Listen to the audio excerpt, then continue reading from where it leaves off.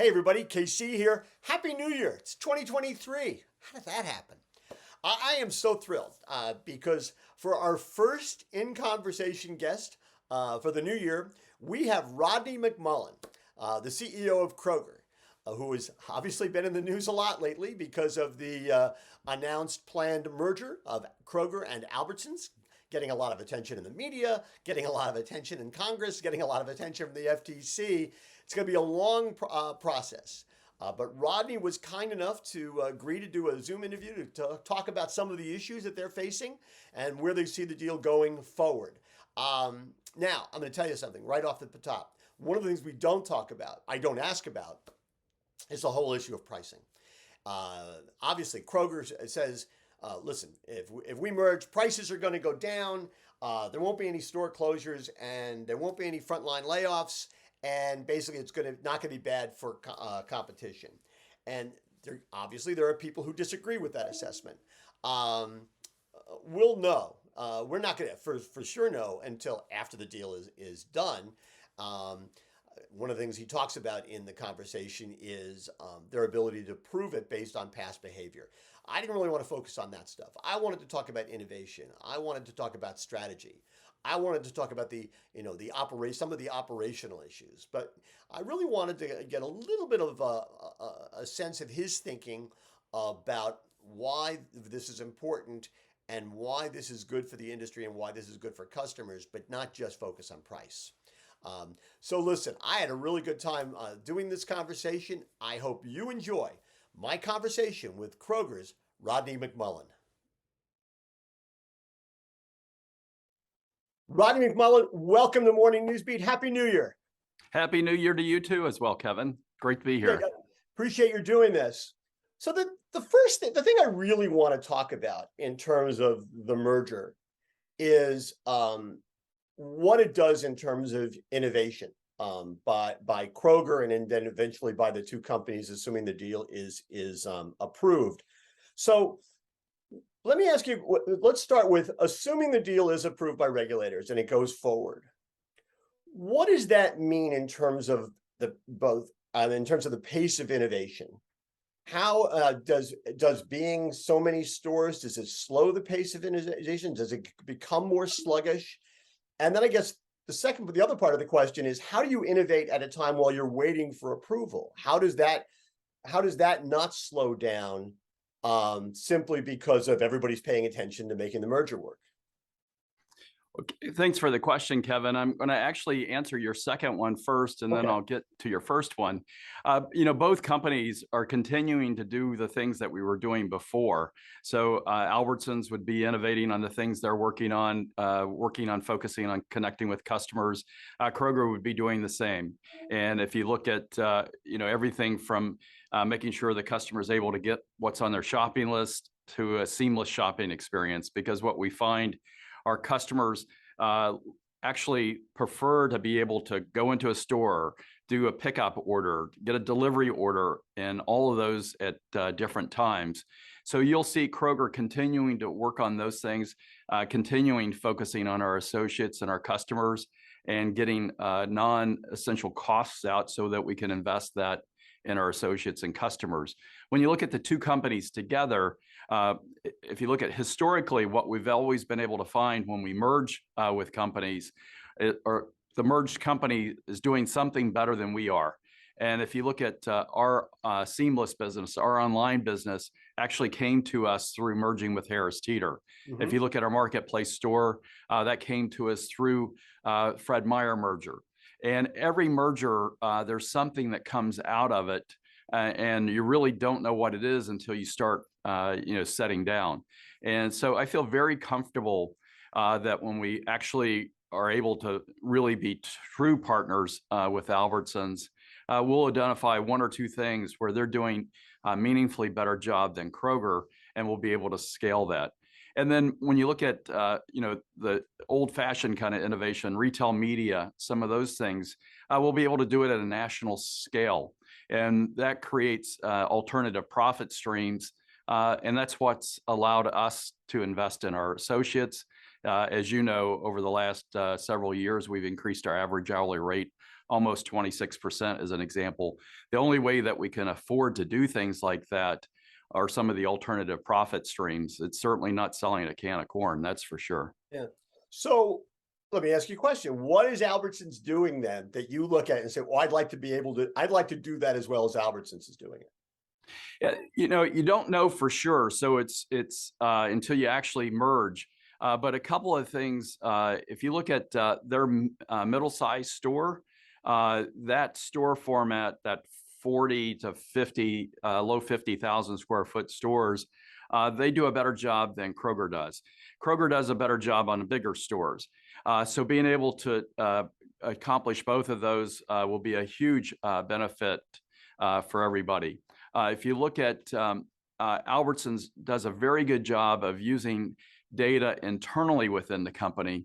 Obviously, we do a fabulous job with using data, sharing, partnering with CPG companies and other things externally.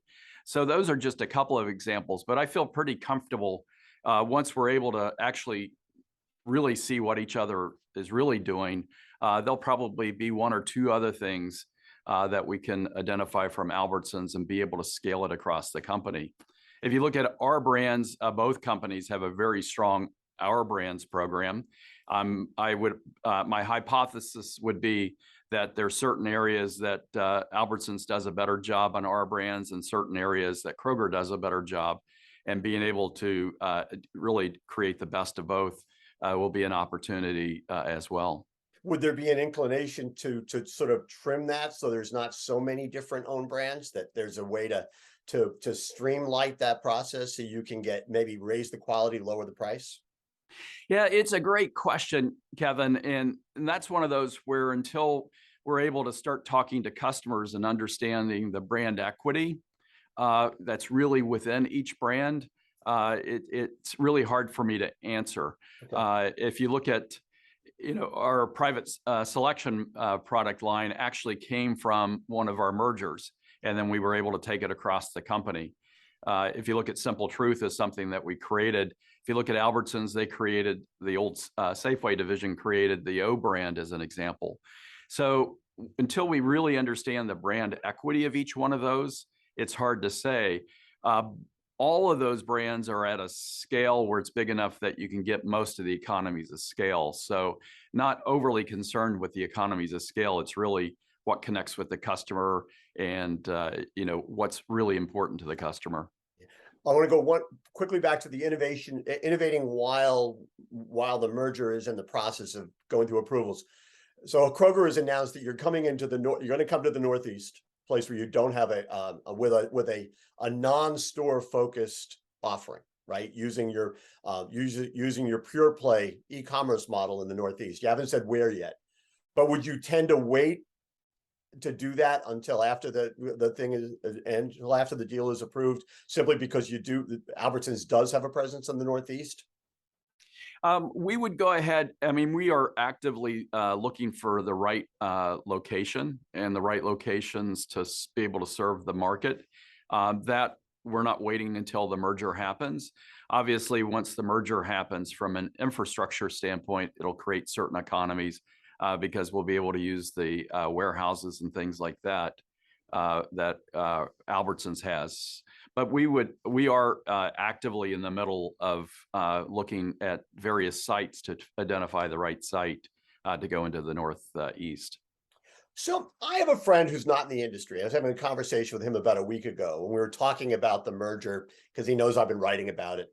And one of the things he said to me is that in the market where he lives, in the Pacific Northwest, he said there are probably 6 supermarkets in his general area that he would probably patronize at any given time. And he said 4 of them are owned by either Albertsons or Kroger. And his quote, and I wrote it down because he was very specific. He says, "You can't convince me that if there's a merger, it won't be bad for me as a customer." So if you were sitting with that guy, how would you respond to that statement? How would you tell the story maybe differently than he's hearing it to this point?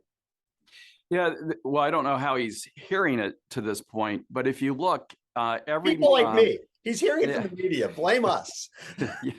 But I mean, if you look at every merger that we've done, what we've done when we merge is we create certain synergies that you buy product cheaper, you technology, you spread it among more stores, and we take those savings and we invest it in the customer experience, primarily pricing. So if you look at every company that we've merged with, we've lowered pricing.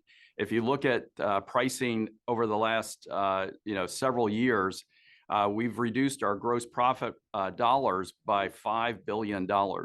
And every time we merge with somebody, we invest in pricing. We find that that's a very effective way of going to market. We use our data to understand what things to invest in pricing. We also invest in hours in our stores, and we invest in the wages of our associates. And then from a community standpoint, one of the things I get excited about Albertsons is their values and their importance to community is very similar to Kroger, but we'll be able to leverage each one of our companies when you look at the zero hunger, zero waste commitment and the support of communities.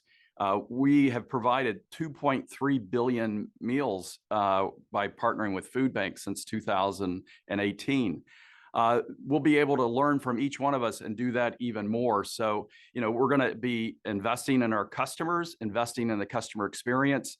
Some of that will be, physical, the physical stores itself. Some of it is the pricing, as I mentioned. We'll invest in our associates and we'll support our communities as well on a bigger scale. And those are things that I know that we will do because every time we've merged with companies for the last, 5 years, 10 years, 20 years, that's how we go to market. And that's how we find that it makes it successful because we connect with the customer in an even deeper way. And most of what you just said they're very clear metrics, whether it's pricing, whether it's how you pay your employees. Those are very specific metrics. So I would assume that as the conversation unfolds, both in sort of the public square as well as with the FTC, those are all demonstrable. They're all provable, right? So anybody who says, "Oh no, you're going to raise prices, you're going to do this, you're going to do that," you're going to be able to prove very specifically that what they're saying is inaccurate. Well, it's just our fundamental go-to-market strategy is continually invest in the customer in terms of, lower prices and using our personalized data to be able to make offers specifically for that household that's most important. So we've been doing it for years. We're going to continue to do it because that's what we know how to do to create and deepen that connection with the customer. And then when you do all those other things right, your shareholder benefits. But those are things where, we've publicly committed that we're going to invest $500 million in pricing, $1.3 billion in the customer experience on completion of the merger. And if you look at what we've actually done in the past, we actually have a track record where we've done it time and time again. And, none of us that operate, and you, Kevin, this business incredibly well as well. The business is always going to get more competitive. It's more competitive today than it was 5 years ago. It's more competitive than 10 years ago. And when we do our internal business plans, we know that it's going to be more competitive in 5 years and 10 years because not only do you have traditional competitors, but you have competition coming from many new places, i.e., a Costco or an Amazon as an example. But, and then restaurants, over half of dollars spent on food are spent at restaurants. And when we talk about competition in our business plan board meeting, we're actually talking about all of those types of competitors. And we know the future is going to be more competitive. So you've got to make sure that you're giving the customer better experience, supporting your associates in new ways, and supporting communities. I think that, to me, the two of the most important words you just said are track record, right? Because it's all, in other words, it's all tangible. It's all demonstrable. It can be proven no matter what people say one way or the other. Numbers are numbers, right? So you can prove that the salaries have not gone down and prices have essentially. That's all demonstrable. So let me ask you this, Absolutely. sort of a general kind of sort of philosophical question, if you will. So I've been interested to watch what Starbucks is going through. And basically, they've conceded that as they got bigger and bigger and bigger, management sort of lost touch with what was going on in the stores. They lost touch with the idea that 70% of the drinks they were serving were cold, and that most people were doing for takeout as opposed to the third place theory. And they just said they lost touch. Now we could talk about whether or not we're not going to talk about whether or not they're fixing that problem, but they've conceded that is the problem. So how do you, with a company that conceivably will grow as much as it will grow if the acquisition goes through, how do you avoid that problem as the guy? You're the leader. So how do you avoid making sure you and the people who are your direct reports and their direct reports don't lose touch with what's happening on the ground? Yeah, it's a great question. And for us, we do multiple things. First of all, we're constantly talking to customers. We're constantly talking to our associates, and they give us feedback every day. And, one of the things my predecessor, Dave Dillon, who I know you know well, used to always say, don't read your own press clippings.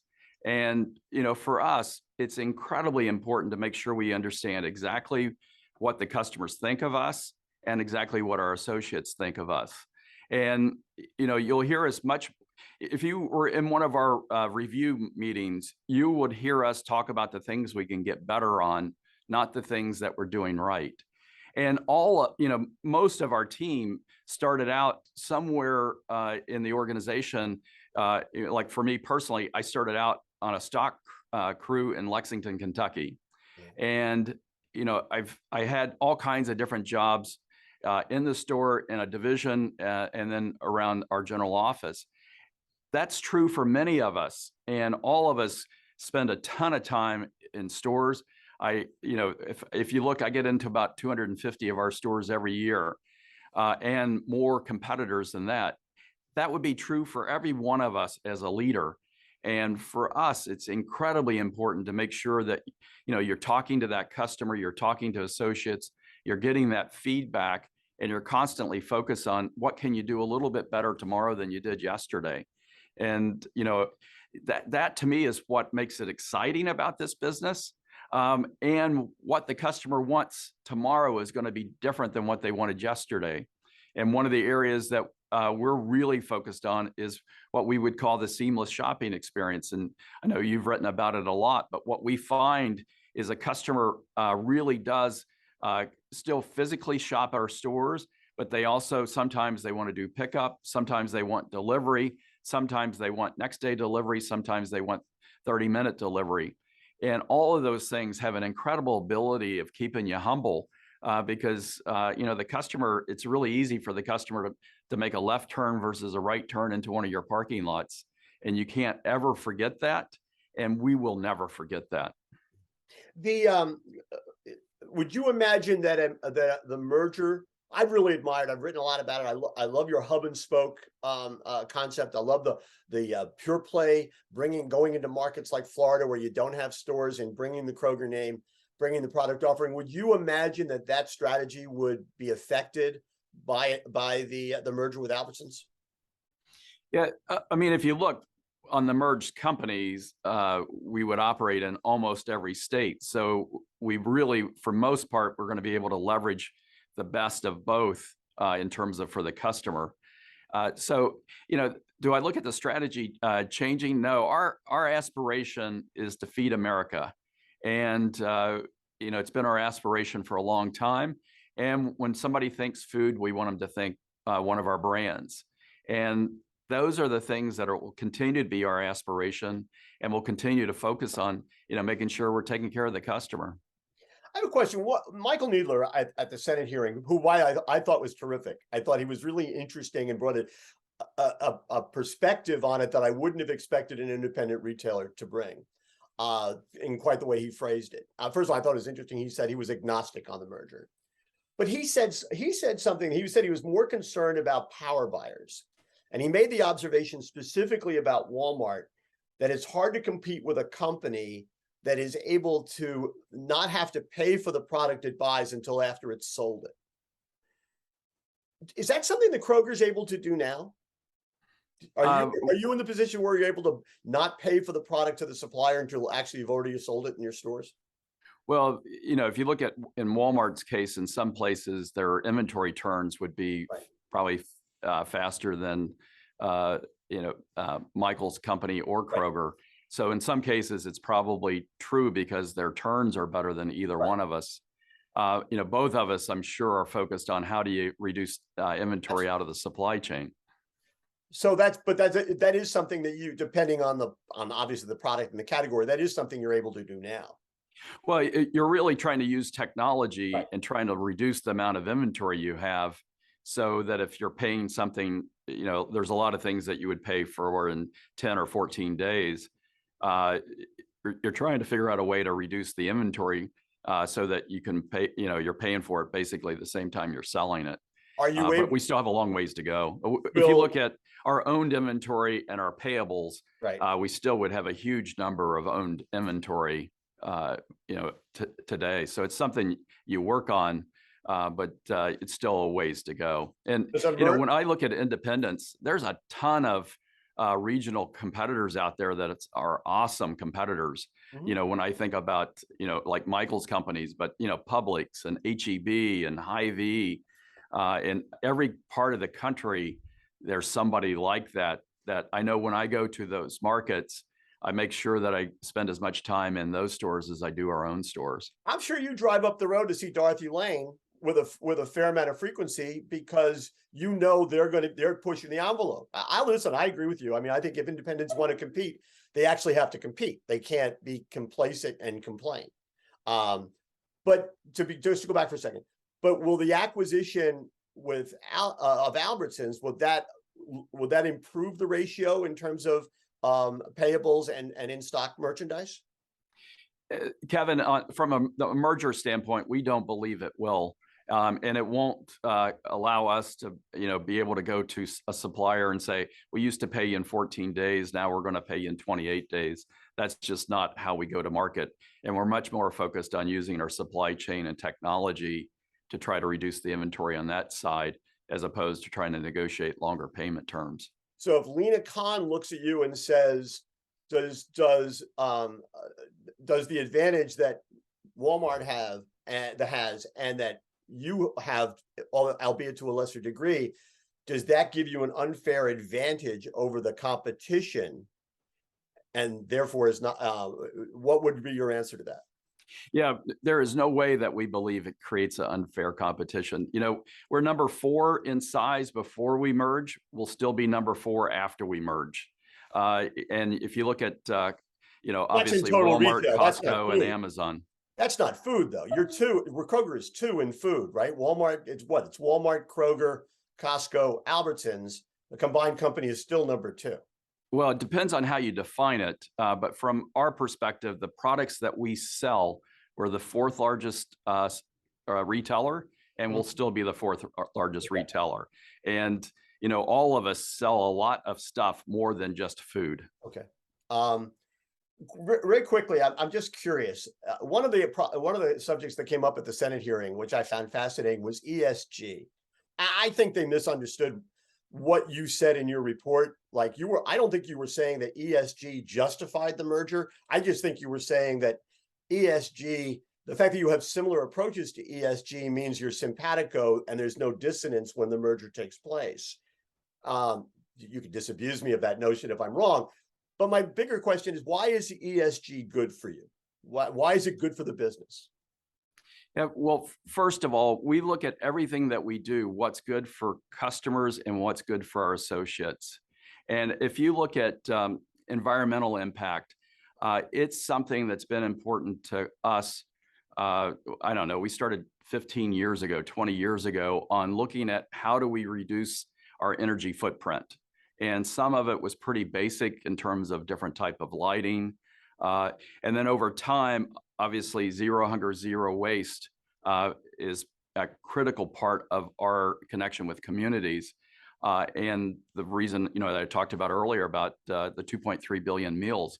So when you look for us, we think customers and associates will increasingly decide where to shop and where to work based on a company that is beneficial for the environment, beneficial for society.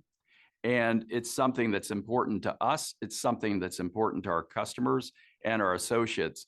So for us, it's just part of who we are and our values. And the point that we were making in the deck is Albertsons also views those things as incredibly important for them, for their employees, and for their customers. And together we'll be able to be even more positively for the society. And I'm sure we've reduced our energy usage per square foot by right at 40%. I'm hypothesizing, but I'm guessing that there will be some things that Albertsons is probably doing that we haven't even thought of, and probably some of the things that we've done that they haven't. And we'll be able to reduce our combined company energy footprint, as an example. But for us, I don't quite understand why ESG becomes political, because to me, it really is about how do we support society and how do we make the world a better place. Yeah. I think it may be because shared values may be a thing of the past, but that's probably a very different conversation. I know you've almost out of time, so let me ask you a big picture question. Even beyond the Kroger-Albertsons deal, how do you think the supermarket industry and how it serves customers will be different in 5 years? What transformations are going to take place? And then part two of that question is, how will a merged company be better positioned to serve those transformed customers? Well, I think customers will always want to be inspired by a meal. And when they can eat a meal with people they enjoy being around, or sometimes just on their own, just because they want to decompress, or with family. And, one of my favorite studies is a study that Columbia University did years ago, where when a family eats as a family, the likelihood of their kids getting into trouble decreases by, and I think it was 80%, some huge number. So for us, the way we look at it, we think, one of the few positives of the pandemic has been families have enjoyed and seen the benefit of eating together as a family. They've learned how to cook. Those are things that we believe we can help support for the customer. And those things make society a better place. The number one driver of the taste of wine is the people that you're around when you're consuming it. And for us, how do you help support customers to be able to have an incredible meal that is exactly the way they want, that inspires them and allows them to eat with a family or on their own, whatever they want. And when I look at the combined companies, an important part of that is having technology that supports it. And I realize technology is not very sexy, but it's what one of my favorite quotes that I've always heard from a technology standpoint: when you're using technology, it's not good enough. And to me, how do you make it so easy for somebody to be able to get what they want and not really understand that they're using technology to have an amazing meal? The merged company allows the scale to where we're able to invest in technology at even a level beyond what either one of us can do independent. And, to me, when you do that right, society benefits. You're able to, have somebody have a very affordable meal that they like in a great way, and then obviously supporting communities through zero hunger, zero waste. So, to me, that's the reason I get excited, and I think it's going to be incredibly beneficial for a lot of people. I know day one, we will start investing in pricing on the stores that we keep. And we've committed to invest $500 million in pricing, as an example, over 4 years. And we'll start that on day one. So I know the customer will get those benefits, and then over time, all the other benefits that we talked about. Last question, because I know you have to go. Honestly, what do you think the odds are on the deal being approved? 50-50, 75-25, 80-20? Kevin, it's a great question. Obviously, my ability to answer it, we've had incredible advice along the way. Some of the best professionals that are out there. We're collaborating and working with the FTC, and we know that the stores that we end up divesting will be an incredibly strong competitor. And I feel very comfortable that it's a collaborative relationship, and the customer is going to get the benefit of that. So you don't, but I would guess that you don't think that there's any chance that it gets rejected. It'll be more a matter of what the conditions are under which the deal is approved, whether it's divestment or whatever it happens to be. Yeah, we've always assumed there will be a certain amount of stores divested. And, we talked about that in the original document. So we feel very good that it's going to turn out and be beneficial for everyone. Well, listen, I appreciate you're doing this. You have a lot of things on your plate. You're going to have a very busy year ahead of you. So once again, thank you. Happy New Year and good luck. And thanks for giving me so much to write about. I appreciate it. Thanks, Kevin, and Happy New Year to you and your watchers and listeners as well. Appreciate it. Take care. Take care. See ya.